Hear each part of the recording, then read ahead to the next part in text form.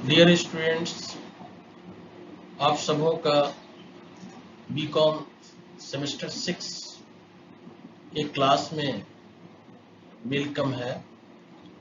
आज से हम लोगों ने बीकॉम सेमेस्टर 6 के क्लासेस का अरेंज किया है।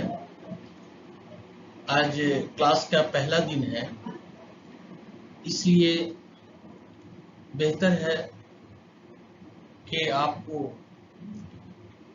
पहले मैं सिलेबस के बारे में बता दूं।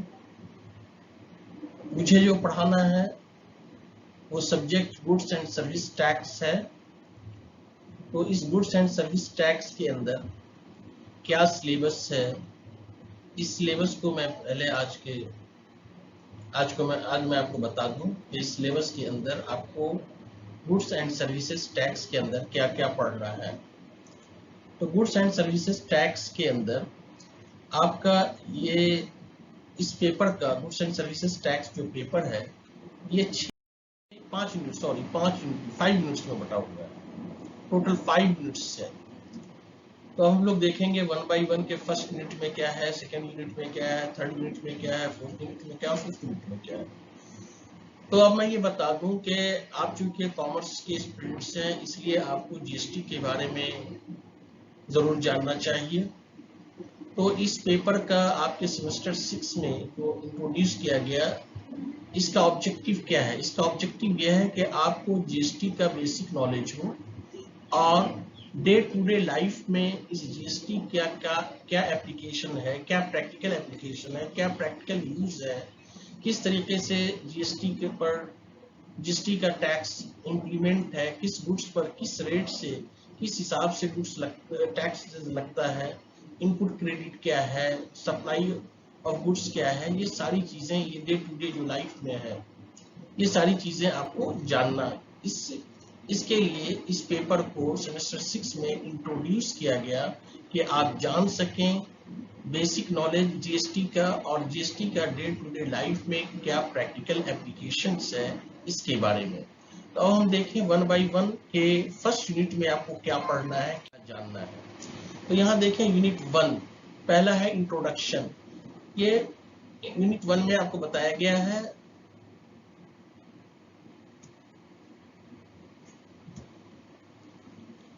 यूनिट 1 में आपको बताया गया है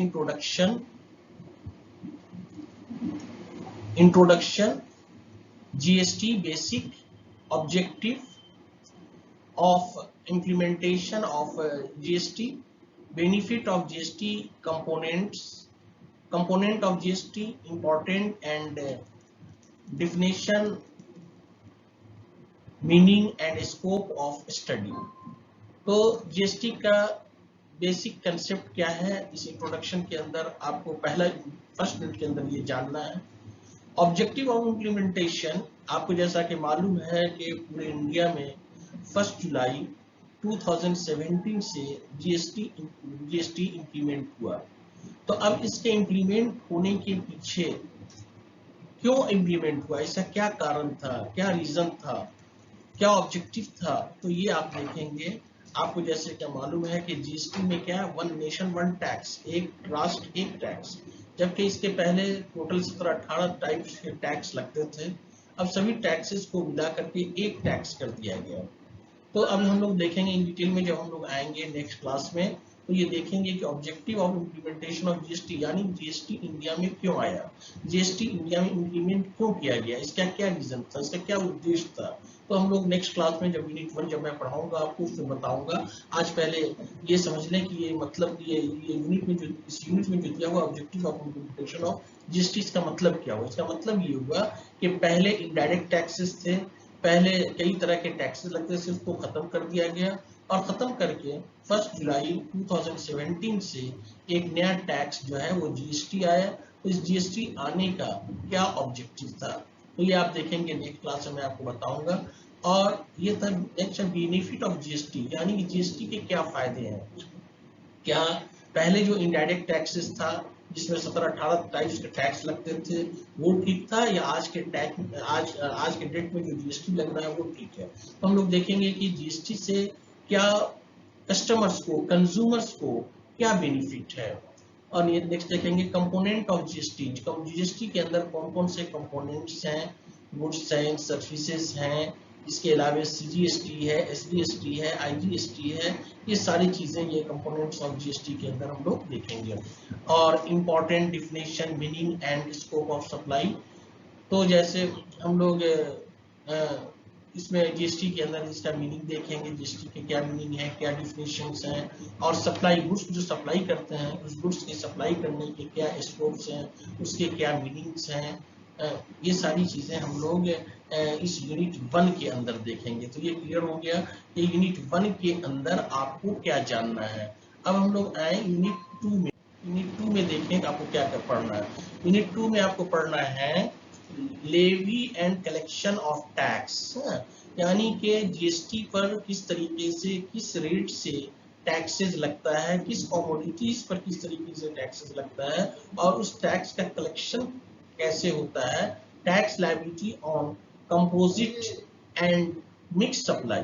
यहाँ देखिए कंपोजिट एंड मिक्स सप्लाई का मतलब क्या हुआ। कंपोजिट का मतलब हो गया कि दो या दो से ज्यादा कमोडिटीज एक साथ सप्लाई कर रहे हैं, और सभी कमोडिटीज का सप्लाई एक साथ करना जरूरी है, तो उसको हम लोग कंपोजिट कहते हैं, है ना।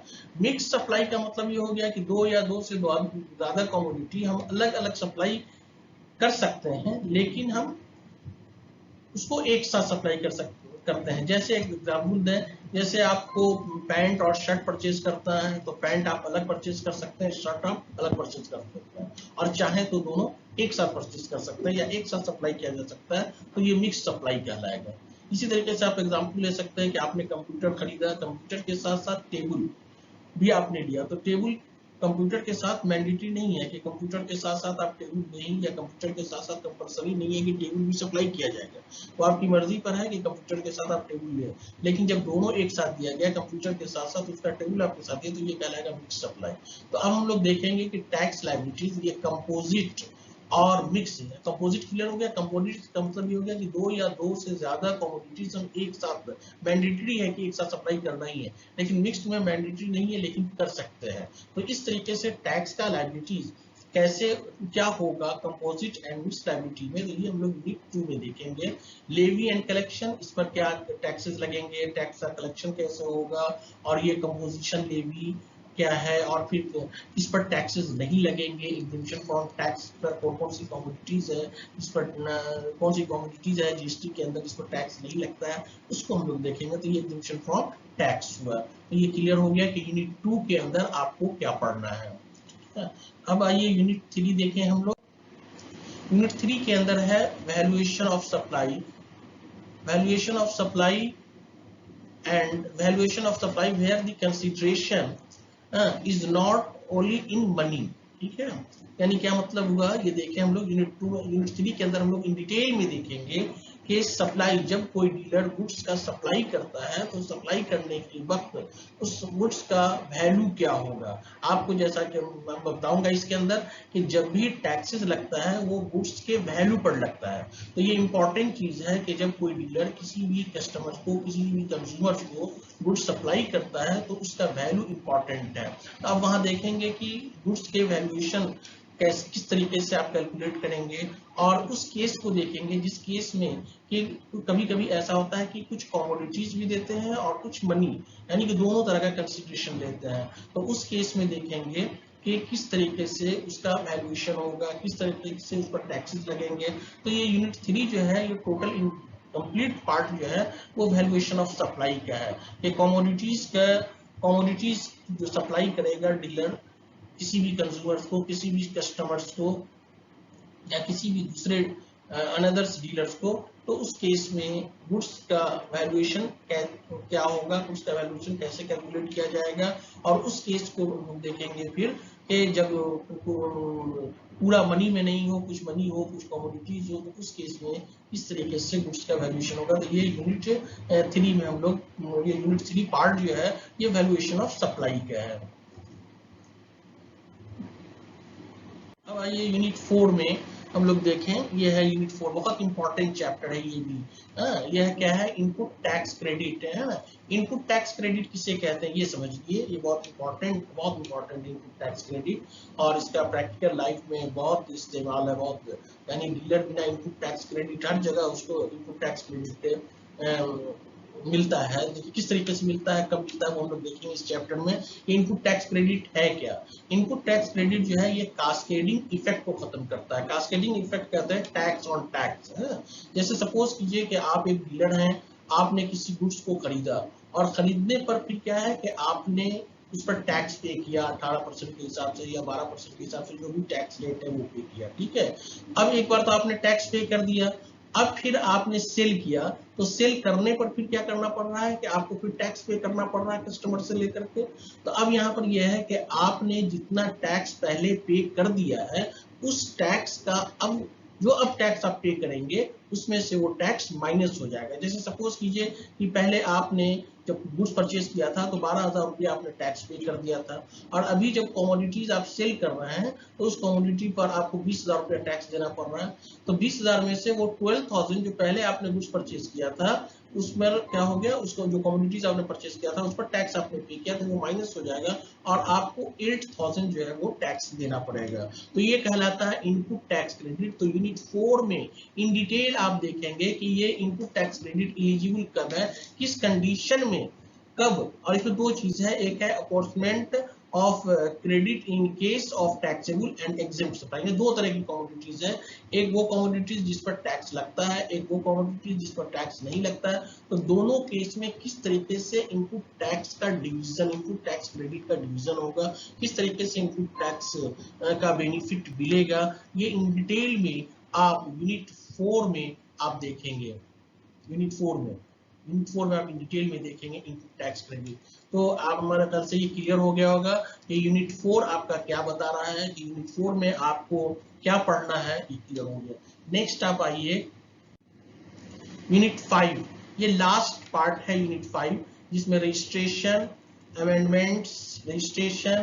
Amendments and cancellation of registration, tax invoice, credit and debit notes, accounts and records, period of retention of account, filing of returns, ये सारी चीजें आप यूनिट 5 के अंदर देखेंगे। यूनिट 5 के अंदर देखेंगे कि डीलर किस तरीके से रजिस्ट्रेशन कराता है, उसका रजिस्ट्रेशन का क्या प्रोसीजर्स है, उसमें टाइम टू टाइम अमेंडमेंट भी होता रहता है, तो क्या अमेंडमेंट हुआ है, कैंसिलेशन कब हो जाता है रजिस्ट्रेशन कराने के बाद, जो उसके रूल्स रेगुलेशन है उसके फॉलो नहीं करने पर वो रजिस्ट्रेशन ऑटोमेटिक कैंसिल हो जाता है, तो किस केस में वो रजिस्ट्रेशन कैंसिल हो जाएगा।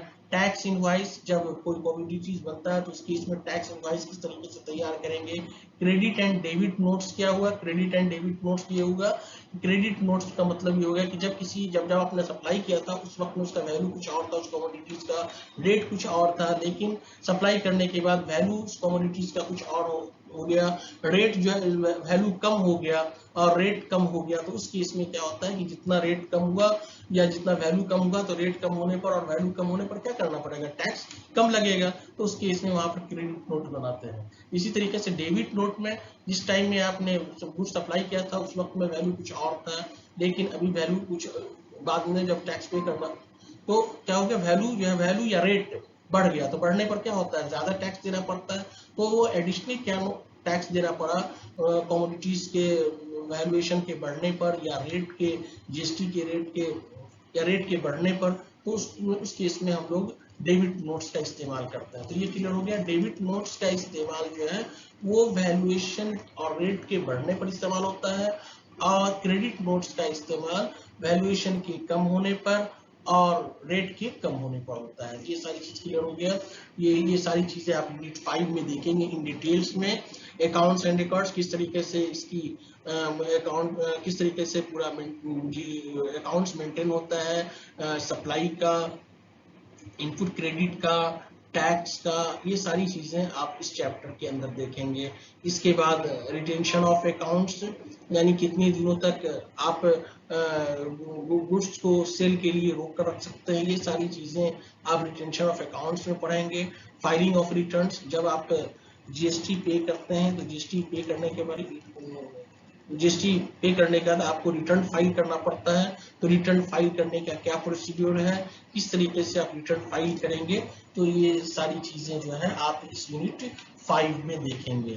तो इस तरीके से डियर स्टूडेंट्स ये क्लियर हो गया आपका कि ये टोटल जो जीएसटी का सिलेबस है ये 5 यूनिट में बटा हुआ है, और इस 5 यूनिट को मैंने इन ब्रीफ में आपको समझाया कि यूनिट 1 क्या कह रहा है, यूनिट 2 क्या कह रहा है, यूनिट 3 क्या कह रहा है, यूनिट 4 क्या कह रहा है और यूनिट 5 क्या कह रहा है। और नेक्स्ट क्लास में हम आपको इसको यूनिट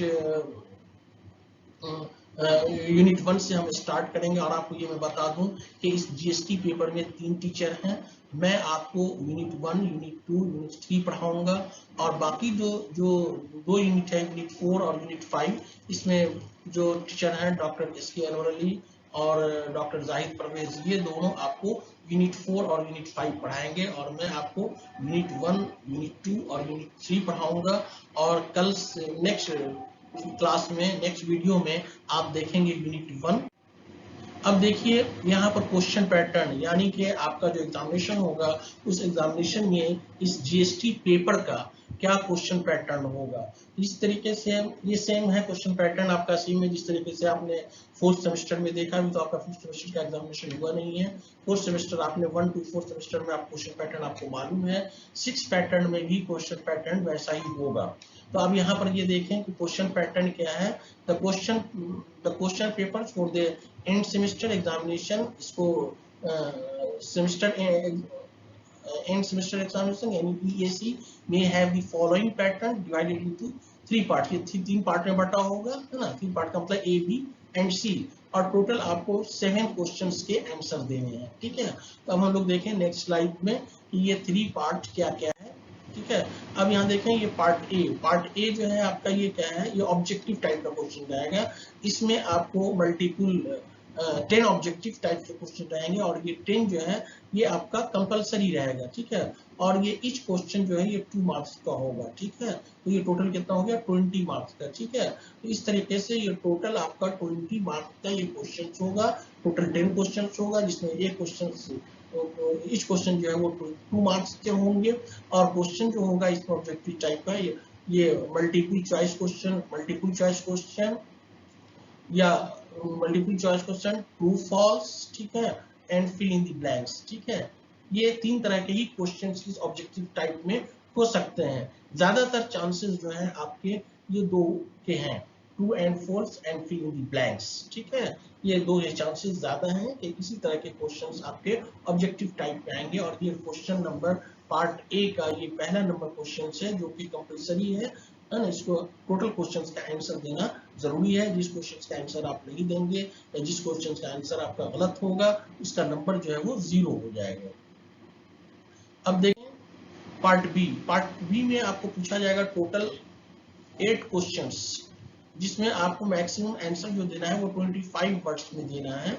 और इस 8 क्वेश्चंस में आपको आंसर जो करना है वो 4 का करना है, और इस क्वेश्चंस के जो मार्क्स हैं ये 5 है। इस तरीके से ये पार्ट बी में ये टोटल मार्क्स जो है क्वेश्चंस के, टोटल पार्ट बी में टोटल 4 क्वेश्चंस के आंसर देने हैं, और एक क्वेश्चन जो है वो 5 मार्क्स का होगा। इस तरीके से पार्ट बी का जो मार्क्स होगा वो टोटल 20 मार्क्स का होगा।